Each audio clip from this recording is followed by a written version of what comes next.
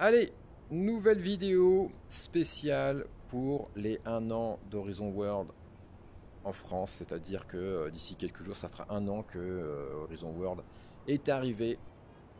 Et du coup, je vais dresser mon petit bilan personnel parce que d'autres auront une vision un petit peu différente. Mais c'est surtout par rapport aux médias qui se permettent de venir passer quelques minutes dans le métaverse et d'avoir leur avis posé. Voilà, c'est de la merde, hein. J'ai été il y a 30 secondes, il n'y a personne et on n'a rien compris, donc je dis c'est la merde. Donc, moi qui suis dans le métaverse tous les jours, je vais dresser mon bilan personnel de ce que j'estime, que ce que j'ai vu. Il y a du négatif, beaucoup de négatif, mais il y a aussi du positif, un petit peu de positif, pas de tout voir en noir non plus. Alors on va commencer forcément par le négatif. 1 an de métaverse, ça donne quoi? Moi j'ai envie de parler des changements majeurs. Alors les changements majeurs en 1 an, eh ben, il n'y en a pas en fait. Il y a strictement eu aucun changement majeur dans le métaverse en 1 an. Ce qui est inquiétant. Ce qui est inquiétant, donc il y a eu des annonces, hein. On a ressorti un article il y a 10 mois de ça que ils avaient comme annoncé pas mal de choses. Ils avaient annoncé 4 points importants notamment. Je vais les survoler rapidement. Ils avaient annoncé l'arrivée d'Horizon World sur en fait Android et PC, c'est-à-dire en 2D. Donc comme ça, vous aurez pu avoir Android sur votre smartphone ou sur votre tablette. Donc c'est déjà le cas pour Rec Room si je dis pas de bêtises et pour d'autres applications sociales parce que beaucoup disent que c'est un jeu mais c'est une application sociale. C'est une sorte de Facebook mais en réalité virtuelle. On est là pour rencontrer les gens et voir faire des activités avec eux. Effectivement, il peut y avoir des jeux mais globalement c'est une application sociale. Donc le second point qu'ils ont dit, c'est l'augmentation des capacités, parce que nous sommes, même si ce monde-là semble énorme, en fait, il faut gruger pas mal pour pouvoir avoir cet aspect visuel. Là, je me suis placé dans un monde un peu particulier parce qu'il est fait par un professionnel. Donc visuellement, ça va, ça jette quand même un minimum. Mais c'est pas toujours évident, donc on a besoin de place et dès que vous mettez pas mal de monde dans une création, c'est-à-dire que dans les enfants, si vous mettez 20 personnes, ça fait déjà pratiquement 51% du monde qui est déjà limité à cause de l'utilisation des joueurs. C'est très très restrictif et du coup on s'est dit ça va aller sûrement évoluer à un moment ou à un autre. Et ben non, on a eu une troisième annonce qui était l'arrivée de YouTube parce qu'il y avait un accord qui était en cours. Ah bah il n'y a toujours ni photo ni vidéo dans Horizon World. Dans VRChat c'est le cas par exemple, qui s'est beaucoup développé cette année, donc on ne comprend pas. Et le dernier point c'était la possibilité de créer des mondes via Unity, donc du PC via voilà, un éditeur externe. Mais j'ai une parenthèse à faire là-dessus parce qu'on en a beaucoup parlé cette semaine parce que les gens arrivent et puis ils nous expliquent oui c'est moche etc. Bon, la première chose c'est que c'est une application sociale, c'est pas fait pour être beau, c'est fait pour rencontrer les gens. L'un n'empêche pas l'autre. Euh, Moi je vois ça de la façon, c'est-à-dire que plus c'est beau, plus c'est complexe. Ici, le mode création est ouvert à tout le monde, comme j'ai dit tout à l'heure, il n'y a pas d'éditeur externe pour l'instant. Tu peux faire un monde dans Horizon World. Donc, plus c'est complexe, plus ça va être compliqué pour une personne qui est totalement novice comme moi, qui ne connaît pas ni la programmation ni la modélisation. Et bien, au jour d'aujourd'hui, c'est accessible à absolument tout le monde, que ce soit un jeune voilà, un adolescent qui veut faire construire son premier monde ou à une personne comme moi qui a plus de 40 ans, et ben même Jacques qui s'y a mis il y a plus de 80 ans, c'est accessible à tout le monde. Il y a quelques bases et après si tu peux faire presque ce que tu veux. Après les scripts c'est un peu plus compliqué, mais je pense que le but c'était de rendre accessible, voire le petit truc caché, c'était laisser en fait le métavers se faire construire par ses utilisateurs. Ce qui, bon, discutable, mais bon, voilà, on est dans les faits.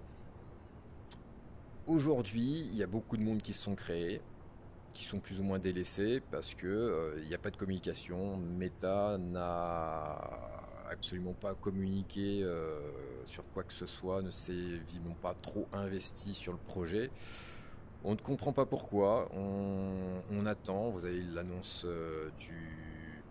du Quest 3 qui va arriver incessamment sous peu. Il va sortir d'ici 3 mois, même pas, un peu moins de 3 mois maintenant.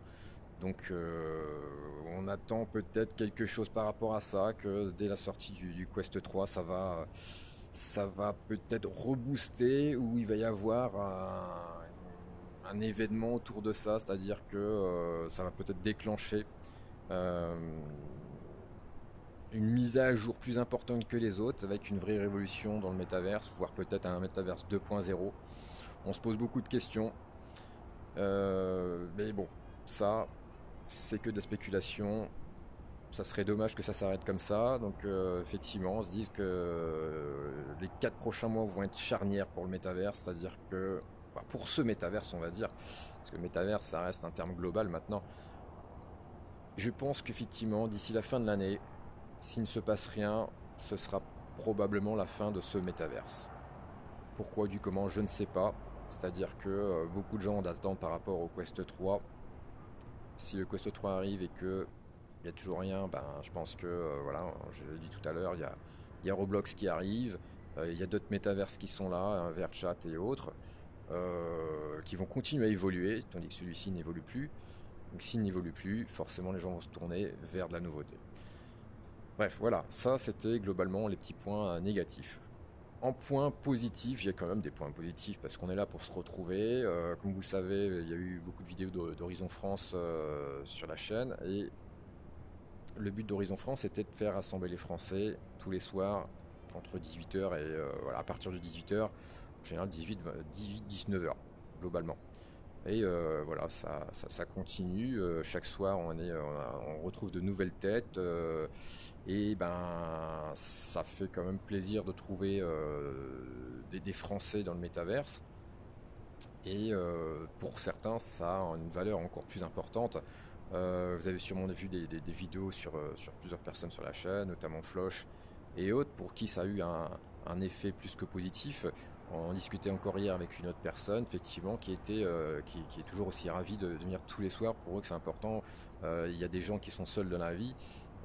Pour eux, c'est venir le soir à 18h, c'est une petite bouffée d'oxygène dans leur quotidien. Et je pense que ça peut apporter vraiment du positif à de nombreuses personnes. On n'est pas encore énormément nombreux, mais voilà, il y a des petits groupes qui se forment, et des gens qui permettent de s'exprimer, voire de s'épanouir. Euh, on parle souvent d'enfermement avec le casque, mais pour beaucoup, c'est une ouverture sur les autres. Et ça, je pense qu'il ne faut pas le négliger non plus. Et il faut le voir sous cet angle. Euh, voilà, c'est du social. Quand les gens viennent ici, on est dans le casque méta, tu follow quelqu'un, et tu vas retrouver cette personne-là dans toutes les autres applications du casque, c'est-à-dire tu veux faire du Population One, tu veux faire du Poker Star, du Among Us, ou tous les jeux en multi, pardon.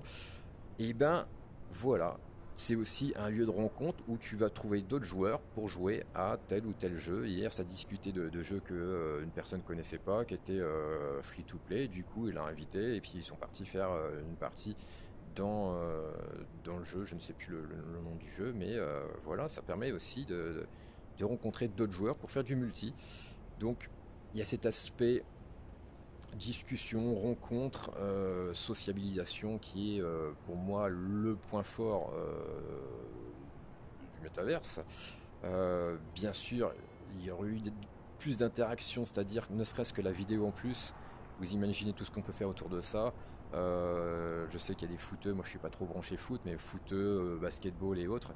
Il y a un petit partenariat qui a été fait avec la NBA il y a quelques temps, mais imaginez qu'on puisse diffuser des matchs ou des événements dans certains mondes, voire des vidéos YouTube pour faire les soirées et autres. Ce serait quand même beaucoup plus simple que d'amener un bot. Donc il manque pas grand chose pour rebooster un petit peu tout ça, mais à l'heure actuelle, ça semble un peu tout triste et du coup, on espère qu'il va se passer dans les prochains mois une mise à jour majeure qui pourrait donner un nouveau souffle à l'application. Donc on espère que Meta va entendre les utilisateurs et puis se mettre au boulot en espérant que le Quest 3 soit vraiment ce qui bloquait et que on soit pas déçu la sortie du Quest 3 et puis aucun changement. Et là je pense que malheureusement les gens iront sur VRChat, iront sur Roblox, iront sur autre chose. Donc voilà, Meta, vous savez quoi faire. Sur ce, voilà, c'était mon petit bilan. Tous les jours dans le métaverse, n'hésitez pas à venir nous rencontrer, ne serait-ce que pour parler ou chercher des partenaires de jeu. Horizon France, c'est 18h tous les soirs. Il y aura des Français, peu importe le soir. Et puis moi je vous dis rendez-vous à la prochaine vidéo. Et puis portez-vous bien. Allez, ciao tout le monde.